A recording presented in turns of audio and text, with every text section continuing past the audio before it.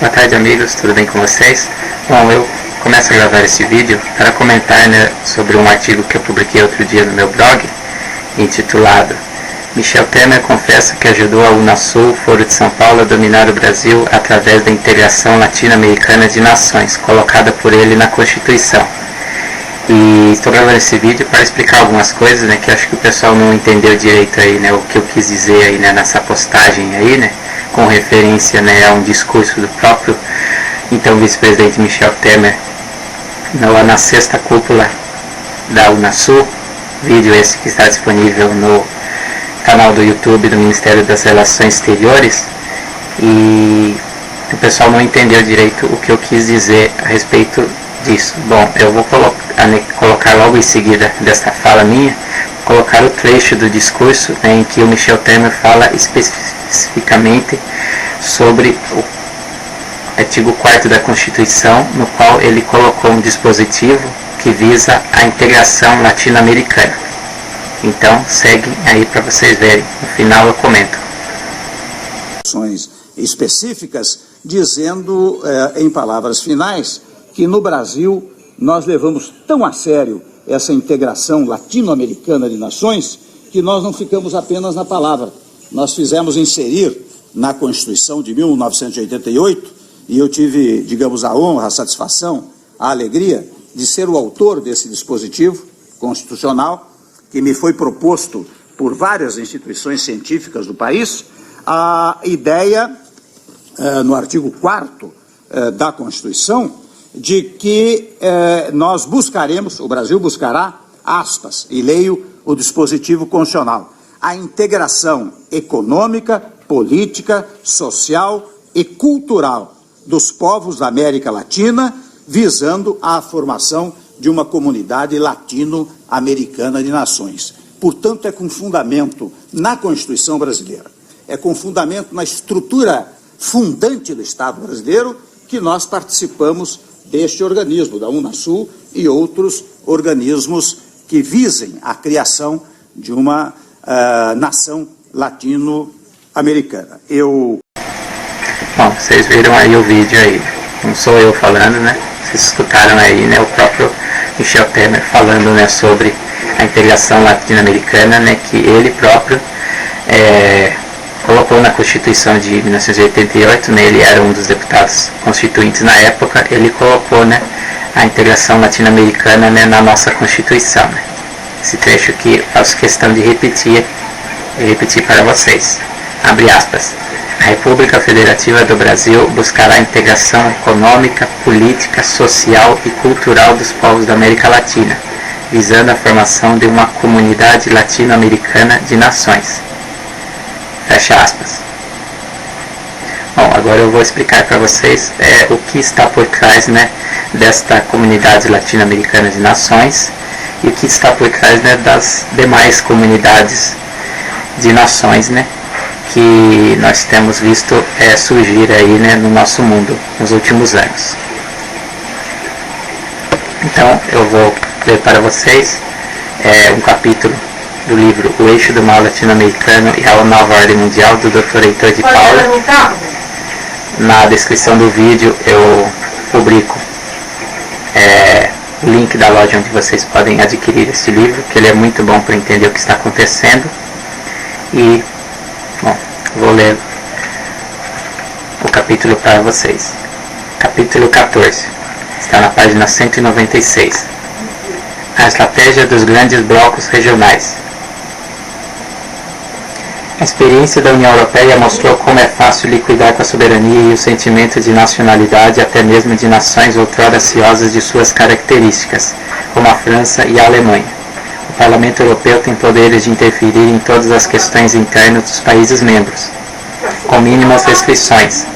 As vantagens econômicas oferecidas tornam tão atraente a adesão que as considerações culturais e tradicionais são deixadas de lado, compradas por alguns milhões de euros, fazendo com que as pessoas nem se apercebam das imposições, restrições e perdas de direitos a que vão se submetendo paulatinamente. A cada renúncia, o controle exercido pelo Parlamento Europeu aumenta ainda mais. A dissolução dos parlamentos nacionais e até mesmo dos governos é uma questão de tempo, pois se tornarão completamente desnecessários. Poderão até permanecer com a ilusão de que o país ainda existe. Uma espécie de bobos à corte a reverenciarem seus verdadeiros líderes continentais. Na esteira da União Europeia já despontam na Ásia 3 novos grupos, além da já comentada por mim USAL, União das Repúblicas Socialistas da América Latina, sob o comando do Foro de São Paulo, do CFR e da Trilateral Commission. A ASEAN, Association of Southeast Asian Nations, formada pela Declaração de Bangkok de 1997, reunindo Brunei, Camboja, Indonésia, Laos, Malásia, Myanmar, Filipinas, Singapura, Tailândia e Vietnã. A SAL, South Asian Union, reunificando Índia e Paquistão e incluindo possivelmente Sri Lanka e Bangladesh. Os obstáculos culturais são enormes, pois esses países vivem em guerra e numa corrida armamentista muito perigosa. A Asia Union, reunindo a força de trabalho da China com o capital do Japão, Coreia do Sul, Taiwan, Hong Kong e Singapura. No entanto, nada será conseguido se não acabar com a soberania da única nação que pode interromper estes planos, os Estados Unidos da América. Sendo uma nação muito forte e capaz de se defender, só um ataque interno poderá derrubá-la por suicídio. Abordarei aqui uma dessas tentativas já em fase avançada de implementação, na qual o presidente George W. Bush está completamente envolvido, levando a uma divisão nas hostes republicanas, pois os conservadores se opõem a elas com todas as forças. O projeto de liquidar com as fronteiras dos Estados Unidos da América com seus vizinhos da América do Norte. O plano de unir os Estados Unidos com México e Canadá, criando uma União Norte-Americana, North American Union, NAU, é uma ideia globalista bastante antiga e foi a inspiradora do NAFTA, North American Free Trade Agreement, entre as três nações, embora aberto a todos os demais países centro- e sul-americanos. As informações sobre sua implementação, levadas a efeito pelo Council on Foreign Relations, CFR, têm sido constantemente sonegadas pelos principais meios noticiosos americanos. Só muito recentemente começaram a surgir cobertura jornalística sobre esse fato. Em 1959, o CFR emitiu um position paper intitulado Study No. 7, Basic Aims of U.S. Foreign Policy, estudo número 7, Objetivos Básicos da Política Externa dos Estados Unidos, propondo que os Estados Unidos procurassem construir uma nova ordem internacional e sugeriu os seguintes passos. Primeiro, buscar uma ordem internacional na qual as decisões políticas sejam tomadas em conjunto com outros Estados livres, com diferentes sistemas econômicos, políticos e sociais, incluindo aqueles que se auto-intitulam socialistas. 2. Garantir a segurança dos Estados Unidos através da preservação de um sistema de acordos bilaterais e arranjos regionais. 3. Defender e gradualmente aumentar a autoridade da ONU. 4. Tornar mais efetivo o uso da Corte Internacional de Justiça, cuja jurisdição deverá ser incrementada pela renúncia às reservas das nações sobre matérias julgadas como sendo de jurisdição doméstica. Em 1973, Zbigniew Brzezinski, a pedido de David Rockefeller e juntamente com o CFR, a Fundação Ford e o Brookings Institution, forma a já comentada Trilateral Commission. Uma de suas funções é combater o nacionalismo e a própria noção de Estados nacionais, e a criação do conceito de interdependência. No ano seguinte, um dos membros desta organização, Richard Gardner, publica na revista do CFR um artigo intitulado The Hard Road to World Order, onde diz explicitamente que é necessário eludir o conceito de soberania nacional, pedaço por pedaço, por dentro, de baixo para cima, o que será mais produtivo do que um assalto frontal tradicional. Este assalto seria realizado através de acordos de comércio acertados pelas cúpulas dos países, sendo apresentados ao público como fait accompli. Em janeiro de 1981, o presidente Reagan propõe a criação de um mercado comum norte-americano. Assim começou a União Europeia. Em janeiro de 1989, após 3 anos de negociações, torna-se efetivo o Canada-US Free Trade Agreement, CUFTA. Em 1990, os presidentes Bush e Salinas anunciam o início de discussão do mesmo tratado entre Estados Unidos da América e México, e um ano após o acordo torna-se oficialmente trilateral. Em 1992, os parlamentos dos 3 países aprovam o acordo, e 2 anos depois o NAFTA passa a vigorar plenamente. Livre comércio, free trade, não é o que aparenta ser. a liberação do comércio entre países em que todos lucrarão. Não passa de um instrumento importante para a organização da nova ordem mundial que se inicia em vários focos regionais, mas se expandirá para todo o planeta. É na realidade produto do capitalismo, entre aspas, corporativista e monopolista transnacional, cuja finalidade é evoluir para um socialismo da superelite, que virá a dispor de um poder absoluto, econômico, político e cultural. Christopher S. Bentley, no artigo Immigration and Integration, aponta 5 estágios principais através dos quais se chegará à integração total. Primeiro, a superelite cria uma área de livre comércio. As sombras vão criando controles políticos e burocráticos. 2. Cria uma união aduaneira, implementa e expande a burocracia. 3. Cria um mercado comum. Fim das restrições à migração de capital e trabalho. Paulatinamente torna as fronteiras desnecessárias. 4. O mercado comum evolui para uma união econômica. Estrutura legal, regulamentos e impostos comuns. Moeda única. 5. União política, desenvolvida através do sistema de parcerias público-privadas, PPP, uma simbiose entre banqueiros, corporações e burocracia estatal.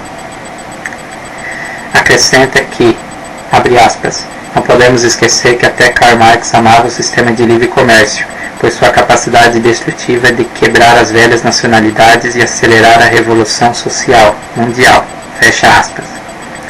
Sob a égide do NAFTA, a Casa Branca, através do Departamento de Comércio, constituiu a Security and Prosperity Partnership of North America, que entrou em vigor em março de 2005, na reunião trilateral de cúpula em Waco, Texas. No site acima existe uma seção de mitos ou fatos, onde se afirma que o SPP nada mais é do que um diálogo para aumentar a segurança e a prosperidade, não um acordo nem um tratado. Analistas como Jeremy Corsi consideram que isto é uma forma da administração Bush ludibriar os processos legislativos dando um golpe executivo, pois um tratado teria que ser submetido à aprovação pelo voto de 2/3 do Senado. O que realmente estaria havendo é uma reformulação total das leis administrativas dos Estados Unidos da América para integrar ou harmonizar com as correspondentes do México e Canadá, inclusive com a integração das forças de segurança dos dois países no Department of Homeland Security americano. Para completar, ainda está prevista a criação de uma Corte Suprema norte-americana, refere-se à América do Norte e não aos Estados Unidos, com poder de revogar quaisquer atos das 3 Cortes Nacionais. E tudo está acontecendo à revelia do Congresso e do Judiciário, e sem nenhuma divulgação para o público americano, canadense ou mexicano. O que estaria sendo harmonizado não seria o incremento da segurança dos alimentos e drogas para os povos, mas a facilitação das operações e aumento dos lucros das imensas corporações farmacêuticas e alimentares em conluio com as burocracias governamentais nas parcerias público-privadas, como no Brasil, onde as PPP são a moda. Pergunta Steven Yates com muita propriedade, abre aspas, se as superelites das 3 nações tivessem como alvo o interesse da população de seus países, por que o segredo com que tudo está sendo conduzido? Fecha aspas. O North American Union será correspondente no Norte à integração regional latino-americana através da UISAL, ou da ALBA, ou que nome venha a ter, abre parênteses. Depois da primeira edição deste livro ter sido publicada, foi escolhido o nome de UNASUL, mas a base conceitual estratégica é a mesma que esboçada, fecha parênteses.